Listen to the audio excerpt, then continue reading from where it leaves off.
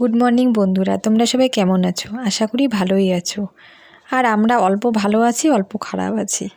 তো কেন এই কথা বললাম সেটা তোমরা পরে জানতে পারবে। ভিডিওটা দেখতে থাকো, সবটাই জানতে পারবে। তো মেয়ে আর আমি বারান্দায় বসে একটু চা খেয়ে নিচ্ছি সকাল সকাল। এতদিন ভিডিও দিতে পারিনি তোমাদেরকে অনেকগুলো প্রবলেমের জন্য, সেটা তোমরা পরে সবটাই জানতে পারবে। ভিডিওটা পুরোটা দেখতে হবে তার জন্য কিন্তু। তো মেয়ে আর আমি বসলাম বারান্দায়। রোদটা না ভালো লাগছিল আজকে না খুব সকাল থেকে খুব ঠান্ডা, খুবই ঠান্ডা। তো রোদটা খুবই ভালো লাগছিল। তো বললাম চল বারান্দায় বসে আজকে চাটা খেয়ে নিই তুই আর আমি। চাটা খেয়ে নিলাম, খেয়ে নিয়ে ঘরের কাজে লেগে পড়লাম। আর না কেন জানি না গায়ের থেকে আজকে খুলতে ইচ্ছা করছে না, মনে হচ্ছে মানে এই গরম নাইটিটা পরেই থাকে। অন্যদিন কী করি আমি, গরম নাইটিটা না একটু রোদ উঠলে খুলে ফেলি, একটু গরম গরম লাগে। আজকে না ঠান্ডা লাগছে এত। আর আমাদের কি বলো তো, ঘরগুলো না খুব ঠান্ডা, মানে গরমের দিনে গরমে থাকা যায় না, আর শীতের দিনে রোদ পায় না ঘরটার ভিতরে। মানে কি বলো তো, চারিদিকে বাড়ি তো রোদটা ঠিকমতো ঢোকে না। তো আমাদের জানলাটার পাশেও বাড়ি, মানে কোনো দিক থেকে রোদ ঢোকে না আর কি। আর গরমকালে কি হয়, সারা দিন রাত ছাদের মধ্যে রোদ পড়ে, গরমে থাকা যায় না, মানে পিকুলিয়ার টাইপের মানে আমাদের ঘরটা হয়ে গেছে। আর মেয়ে আজকে বললো কি, মা সকালবেলা না আজকে একটু মাছ ভাজা দিয়ে ভাত খাবো, অনেক দিন খাই না। তো কালকের একটু মসুর ডাল ছিল আর আলু সিদ্ধ দিয়েছিলাম। আর ভাবলাম কি তাহলে দুটো মাছ ভেজে নিই, তো মেয়েও খাবে, আমারও খেতে ইচ্ছে করছিলো। তাহলে আমিও একটু খেয়ে নিই মাছ ভাজা দিয়ে ডাল দিয়ে ভাত। সকাল সকাল ভালোই লাগে খেতে। সব সময় তো আর ঘরে সেরকম মাছ থাকে না, মানে বেশি এক্সট্রা থাকে না। তো আজকে এক্সট্রা মাছ ছিল, ওই জন্য এই যে মাছ ভাজা দিয়ে ভাবলাম একটু মাছ ভেজে, দুটো মাছ ভেজে খাই। তো মেয়েকে এই যে ডাল দিয়ে আলু সিদ্ধ দিয়ে ভাত মেখে দিয়েছি, আর মাছ একটা ভেজে দিয়েছি। মেয়ে তো পেটির মাছ খায়, মেয়ে তো কাদির মাছ খেতে পারে না। আর মেয়ে আর আমি বসে পড়লাম ভাত নিয়ে। তো বন্ধুরা, তোমরা কেউ খারাপ ভেবো না যে বিছানায় বসে কেন ভাত খাচ্ছি। আসলে কি বলো তো, মানে পাকাটা এত ঠান্ডা না, মানে বসতে ইচ্ছা করছিল না, মানে ঠান্ডায়, মানে ওই জন্যই আজকে মানে বিছানার উপর বসেছি ঠিক, কিন্তু হাতে নিয়ে খাচ্ছি। কিন্তু তোমরা তো কেউ খারাপ কিছু বলো না, কারণ আমি রোজ কিন্তু এরকমভাবে খাই না। মানে আজকে না খুবই ঠান্ডা লাগছিলো। আর না ক্যামেরাটা না ঠিকমতো সেট হচ্ছিলো না, তাই বারবার করে ঠিক করছিলাম যে দেখা যাচ্ছে কি না, মানে ঠিকমতো সেট করতে পারছি কি না। আসলে মানে বসানোটা না অনেক সময় উলটপালট হয়ে যায়। আর মেয়ে না পাশ থেকে খালি হাসাহাসি করছিল যে ঠিকমতো সেট করতে পারছি না, ওই জন্য। হ্যাঁ, তো যাই হোক বন্ধুরা, ভাবলাম খেয়ে নিই, খিদেও পেয়ে গেছিলো। আর না বললাম মানে এমন, মানে আমার মাঝে সাঝে এমন হয় না যে কোনো দিন ভাত খেতে ইচ্ছা করে না, তখন আমি কী করি, মুড়ি না হলে চাউমিন এগুলো বানিয়ে খাই। কিন্তু যা বিপদে পড়েছিলাম না দুদিন আগে, সেই জন্য এগুলো আর কি খাবো। যাই হোক, সেটা তোমাদেরকে বলবো। হ্যাঁ, তো ওই জন্য ভাবলাম না, আগে খেয়ে নিই, তারপরে বাদ বাকি কাজ করবো। অনেকগুলো জামা কাপড় ভিজিয়ে রেখেছি, সেগুলো কাচতে হবে। মানে আমার তো কাছাকাছি তো প্রতিদিন, কোনো দিন তো বাদ নেই, আছেই, মানে চলতেই থাকবে। দেখো কত জামা কাপড়, এক গামলা জামা কাপড় ভাবো। আর এগুলো যদি বেলা করে কাচি তাহলে কি শুকাবে? তাহলে আগে কেচে নিই, তারপরে রান্নাঘরে যাব। কারণ এগুলো যদি না কাচি তো রোদ চলে যাবে, শুকোতে চায় না। আর আমাদের তো ভিতরে তো উঠোনেতে এক ফোঁটা রোদ থাকে না, মানে গরমকালে প্রচণ্ড রোদ, আর শীতকালে এক ফোঁটাও রোদ নেই। মানে কি বলবো, আর মানে জামা কাপড় মেলাও যা না মেলাও তা। তো বাইরে আমাদের বাস টানানো আছে মাঠের সাইডটায়, ওইদিকে আমি জামা কাপড়গুলো মেলে দিই। ওখানে খুব রোদ থাকে, অনেকক্ষণ রোদ থাকে। তো ভাবলাম ওখানেই মেলে দিই, ঘরে মেলে মানে ভিতরে মেলে তো কোনো লাভ নেই। তো তাড়াতাড়ি করে আগে কেচে নিই ভাবলাম। তো কেচে নিয়ে তারপরে যাব রান্নাঘরে, মানে রান্নাটা করব। কিন্তু কি হয়, অন্য গরমের দিন তো শুকিয়ে যায়। তো যাই হোক, এইবার আসলাম রান্নাঘরে। এবার দেখো মাছগুলো আগে ভেজে নিচ্ছি। মাছগুলো ভেজে নিয়ে আজকে বেশি কিছু রান্না করব না, বেলাও হয়ে গেছে। তার মধ্যে বৃহস্পতিবার পুজো দেওয়া আছে। হ্যাঁ, অন্য দিন তো মেয়ে দেয় পুজো, আর মেয়ের শরীরটাও ভালো না, তাও মেয়ে অন্য দিন পুজো দিয়ে দেয়। আমার অনেকটা নিশ্চিন্ত, পুজোটা বড় কাজ বলো। তো মেয়ে পুজো আজকে বৃহস্পতিবার করে, যতই অসুবিধা থাক আমিই পুজো দিই। আর এই দেখো মাছের ঝোলে আলু কেটে নিয়েছি, কাঁচা লঙ্কা ফেলে রেখেছি। ওই আদা জিরা দিয়ে কাঁচা লঙ্কা দিয়ে মাছের ঝোল পাতলা করে করব। আর বেশি মশলা টশলা দিব না। আর এটা হচ্ছে মসুর ডাল ভিজিয়ে রেখেছিলাম কালকে, ওটা পেস্ট করে রেখেছি, সব কিছু দেওয়া আছে এর মধ্যে।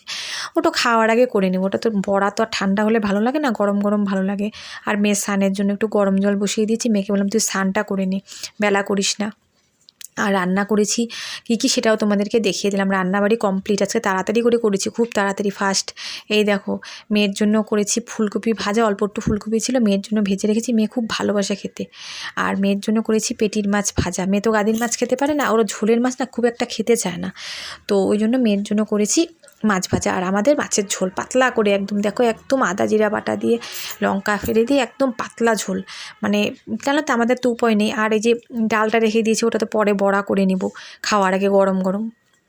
ওটা দেখো এখনও করিনি, কিন্তু এটা একদম না মানে ভাজবো আর ভাত বেড়ে ভাজবো আর থালের মধ্যে নিবো আর খাবো, এরকম খেতে বেশি মজা লাগে। বলো বড়া তো ঠান্ডা ভালো লাগে না। সব কাজকর্ম শেষ হয়ে গেল, ভাবলাম উঠোনটা একটু নোংরা হয়ে গেছে, উঠোনটা ঝেড়ে নিই, ঝাড় দিয়ে নিই, নিয়ে তারপরে যাবো স্নান করতে। কারণ না কী হয় বলো তো, এই উঠানটা পাকা উঠানে দেখবে বেশি নোংরা মানে বেশি পাতা টাতা পড়ে থাকলে না খুব বাজে লাগে দেখতে। আরও কোনো দিন না সময় হয়ে ওঠে না, তখন আর ঝাড় দিই না, ভাবি থাক সকালে একবারে দেবো। আর কোনো দিন না চোখে এত বাজে লাগে না, ভাবলাম না আজকে দেরি হোক তাও একটু ঝাড়টা দিয়েই নিই।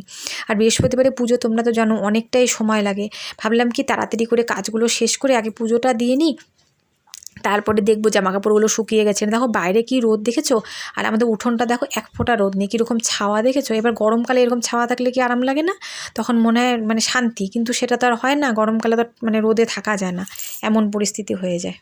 তো বন্ধুরা স্নান টান সব হয়ে গেছে, পুজো দিয়ে আসলাম, আজকে বৃহস্পতিবার, পুজো দিতে একটু সময় লাগে, পুজো টুজো দিয়ে আসলাম, সব কাজকর্ম শেষ করলাম। তো তোমাদেরকে কিছু কথা বলার আছে, সেই জন্যই এসে বসলাম, ভাবলাম কথাগুলো বলি আর ভিডিওটাও শেষ করতে হবে, কারণ বিকালে ভিডিও করতে পারছি না কয়দিন থেকে। কারণ কয়দিন থেকে শরীরটা আমার ওখানে কি বলবো খুবই খারাপ, মানে 3 দিন আগে মানে এমন পরিস্থিতি, মানে আমার কি বলতো সময়টা খারাপ যাচ্ছে মনে হয়, মানে খারাপই খারাপ হচ্ছে খালি। এক নম্বর তো আমার মেয়ের শরীরটা একদম ভালো না, প্রচণ্ড ঠান্ডা লেগেছে, সর্দি কমছেই না, ওষুধ খাচ্ছে, তুলসী পাতা খাচ্ছে, তাও সর্দি কমছে না, গরম জল দিচ্ছি তাও মানে কমছে না সর্দি। এটা তো গেল 1 নম্বর। আর আমার পরশু দিনকার কী অবস্থা জানো না, তো আমার তো জানোই গ্যাসের প্রবলেম আছে, কয়দিন একটু বড়া টড়া এগুলো খাওয়া হয়ে গেছিলো। হ্যাঁ, তো দেখবে ভাজা পোড়া খেলে একটু শীতকালে ভাজা পোড়া খেতে ভালোও লাগে। হ্যাঁ, ফুলকপির বড়া একটু বেগুনি এগুলো খেয়েছিলাম, তো খাওয়াটাও হয়েছিল। ইচ্ছে তো করে সবসময় কি আর অত বেছে খাওয়া যায় বলো তো, খেয়েছিলাম।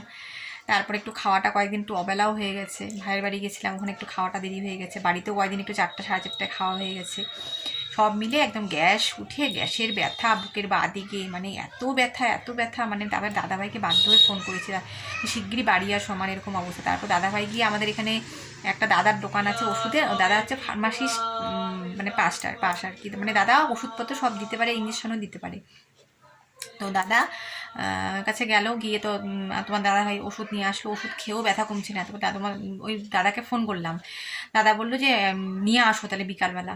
তারপরে গেলাম, যাওয়ার সাথে সাথে বলে ইঞ্জেকশন দিতে লাগবে, নাহলে ব্যথা কমবে না। ভাবো, তারপরে তো ইঞ্জেকশন দিল, দেওয়ার পর কতগুলো ওষুধ দিল, বললো এগুলো 2 দিন খেতে হবে, তো সেগুলো খেলাম। ইঞ্জেকশনটা দেওয়ার পরে রাত্রিবেলার দিকে অনেকক্ষণ 2-3 ঘন্টা পর ব্যথাটা কমলো, মানে এত ব্যথা আমি দম নিতে পারছিলাম না, এতটাই অসহ্য ব্যথা, এই জন্য 2-3 দিন থেকে আমি ভিডিও দিতে পারছি না, শরীরটা খুবই খারাপ।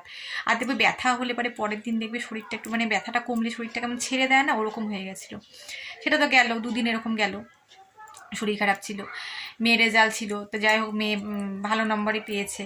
হ্যাঁ, এখন 9-এ উঠে গেল মেয়ে, যাই হোক।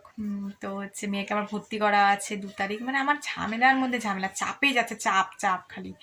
হ্যাঁ, যাই হোক সেটা তো গেল। এবার কালকে মানে কী বললাম না, আমার সময়টা খুব খারাপ যাচ্ছে কেন জানি না, খালি খারাপই হচ্ছে আমার সাথে। কালকে সকালবেলা আমার কাকিমা মারা গেছে।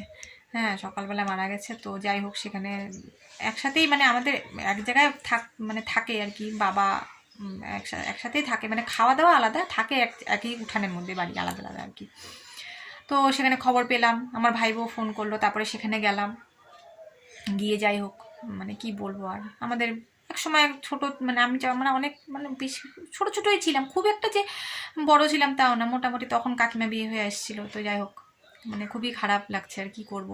তো গেছিলাম সেই সকালবেলা, গেছি একটু একটা ডাল আলু সিদ্ধ ভাত করে চলে গেছিলাম, মেয়ে বাড়িতেই ছিল, চলে গেছিলাম পাশের বাড়ি থেকে বলে গেছিলাম যে একটু দেখিস আমার মেয়েকে, একা ছিল, মেয়েকে নিয়ে যায়নি, আর মেয়েও যেতে চাচ্ছিল না।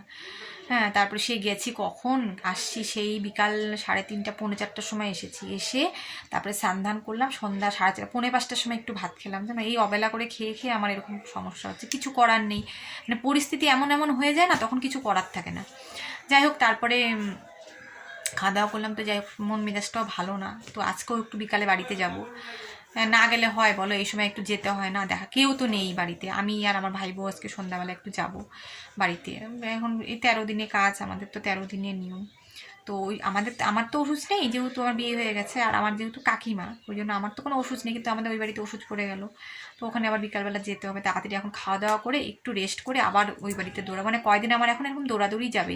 তো এখন কতটুকু ভিডিও তোমাদের দিতে পারবো আমি জানি না, যতটুকু। আমার মেয়ে পাশ থেকে হাসছে কেন বলো তো? আসলে কি হয় বলো তো, আমার না অনেক সময় না কথা এরকম ভিডিও বলতে গিয়ে অনেক সময় দেখবো কথাটা অন্যরকম হয়ে যায় না, তো মেয়ে বাস থেকে হাসছে। আর কি হয়েছে, আমার বন্ধুরা সবাই জানে যে আমার মাঝে সাঝে কথা উল্টো পাল্টা হয়ে যায়, বন্ধুরা কিছু মনে করবেন না বলো, তোমরা তো জানোই মাঝে মাঝে আমার একটু উল্টো পাল্টা কথা হয়ে যায়। তো যাই হোক, তো বিকালবেলা যাবো, খাওয়া দাওয়া করিনি। দেখো কীরকম কাশি হয়েছে দেখছো, মানে দেখো কীরকম কাশছে দেখছো, তুলসী পাতা খাওয়ালাম, মানে গরম জল তো সমানে দিয়ে যাচ্ছি, তাও ঠান্ডা কমছে না। যাই হোক বন্ধুরা, তো এই ছিল আমার কতগুলো খারাপ খবর, আর কি বলবো তোমাদেরকে। মেয়ের শরীর ভালো না, এদিকে আমারও শরীরটা এরকম হলো, তারপরে এরকম একটা মানে কাকিমা মারা গেলে এরকম একটা বাজে খবর।